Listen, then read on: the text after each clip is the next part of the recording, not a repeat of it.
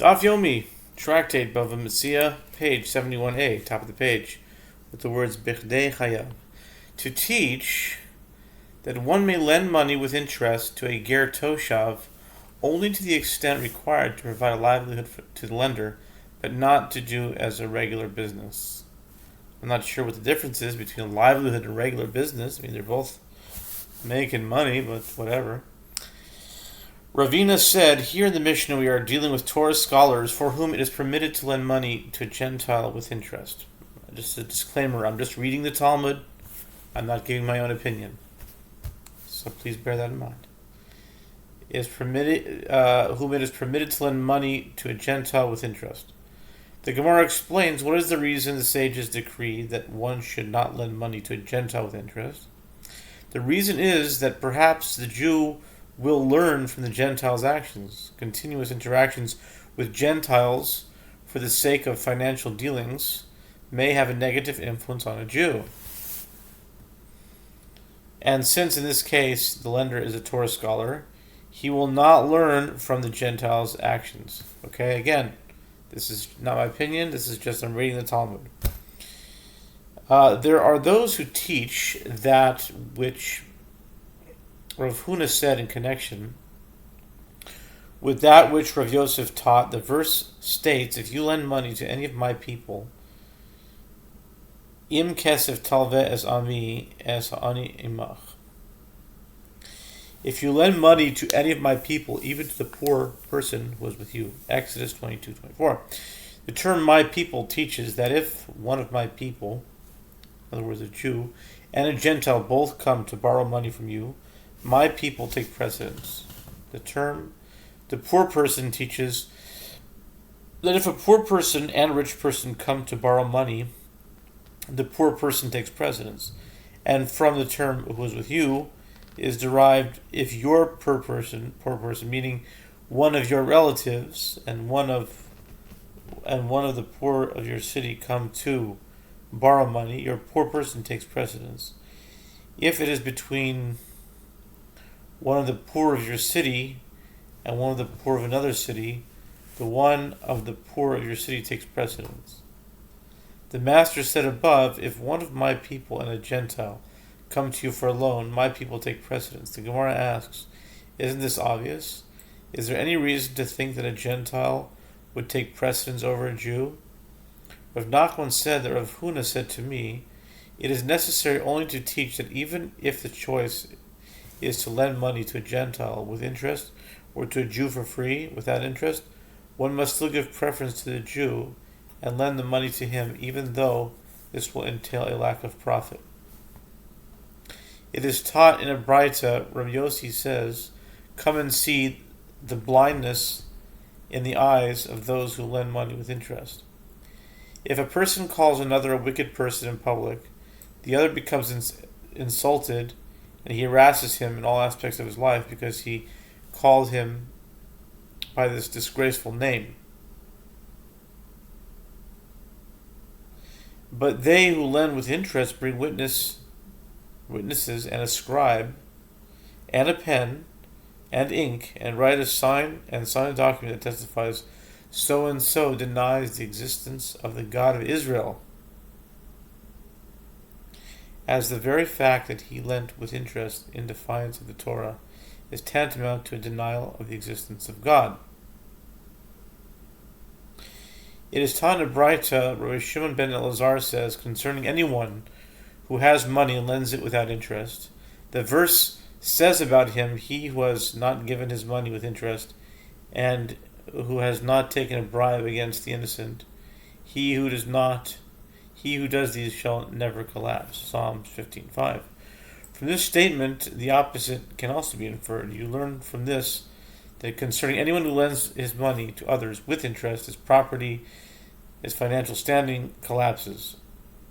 The Gemara asks, but we see people who do not lend with money with interest, and nevertheless their property collapses.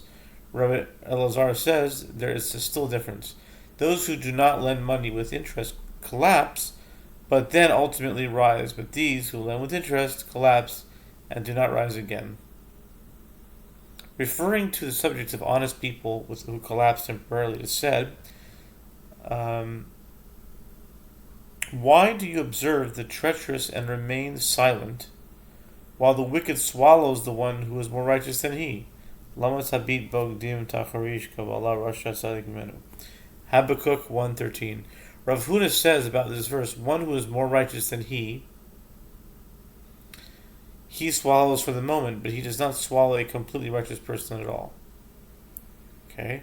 The Gemara returns to the clarification of the Mishnah, which mentioned the subject of a Gentile who resides in Eretz Yisrael and observes the 7 Noachide mitzvot. The Ger Toshav, it is taught in Braita, where Yehuda HaNasi says, with regard to the convert that is mentioned concerning the sale of a Hebrew slave, and the Ger Toshav that is mentioned concerning interest, I do not know what the meaning of each of these references is. The Gemara explains the convert that is mentioned concerning the sale of a Hebrew slave is referring to the following. As it is written, if your brother waxes poor with you, and is sold unto you, Leviticus 25:39, and it was expounded in the Braita, and not only will he be sold to you, born Jew, but he will be sold even to a convert, as it is stated, and sells himself to a stranger. Leviticus 25:47. And this sale to a ger is referring to a sale not only to a righteous convert, but even to a ger toshav, as it is stated, and sells himself to a stranger who is a settler, ger toshav. Leviticus 25:47. With regard to the continuation of the verse, or to an offshoot of a stranger's family, this is referring to a Gentile. In other words, he will reach a state where he has no choice but to sell himself to a Gentile. When it states, or to an offshoot of a stranger's family, this is referring to one sold for idol worship itself. In other words, he is forced to sell himself as a slave to work in a temple of idol worship. The Gemara clarifies the Braita. Wow. The Gemara clarifies the Braita. Wow.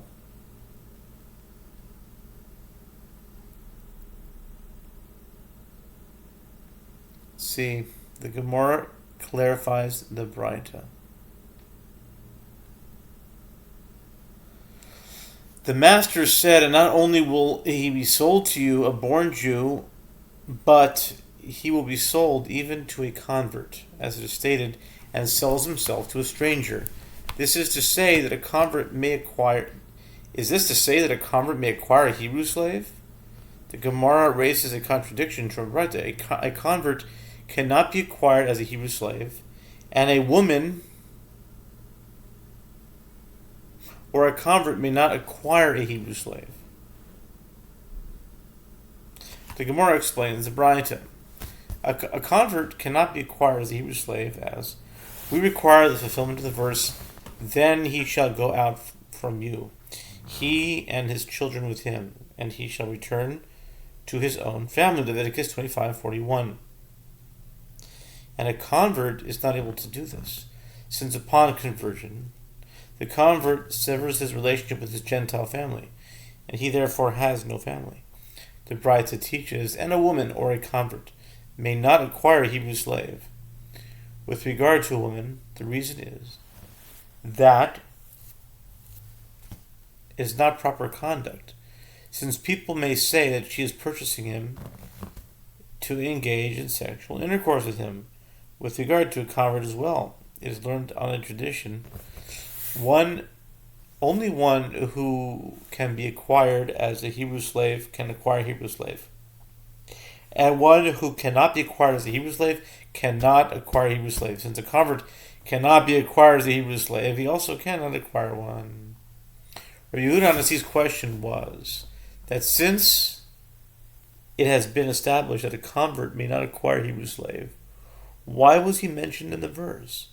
Rav Nachman Bar Yitzchak said he cannot acquire a Hebrew slave and have his halacha be like that of a Jew who owns a Hebrew slave, but he can acquire a Hebrew slave and have his halacha be like that of a Gentile who owns a Hebrew slave.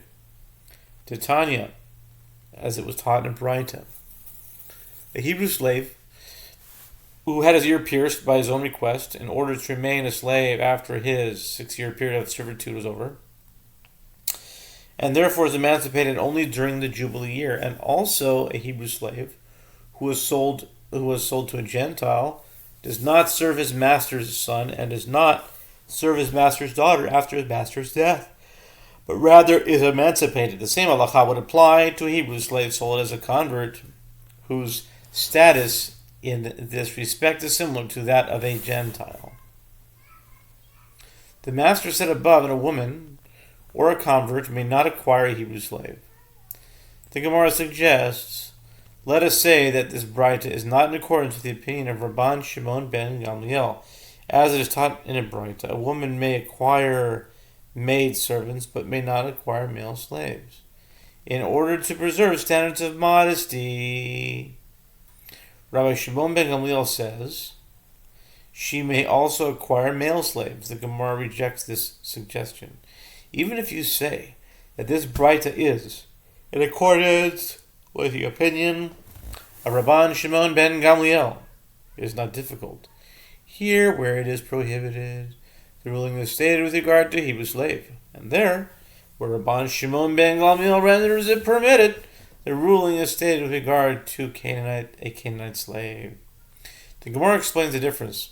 A Hebrew slave is regarded as discreet in her eyes, and since she trusts that a Hebrew slave will not reveal their actions to others if they engage in sexual intercourse, it is prohibited for her to acquire a male Hebrew slave. By contrast, a Canaanite slave is regarded as indiscreet in her eyes, so she will be deterred from transgressing with him.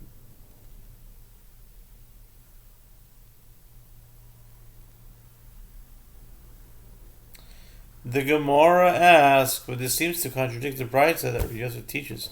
A widow may not raise a dog due to suspicion that she may engage in bestiality. That's weird. That's insane.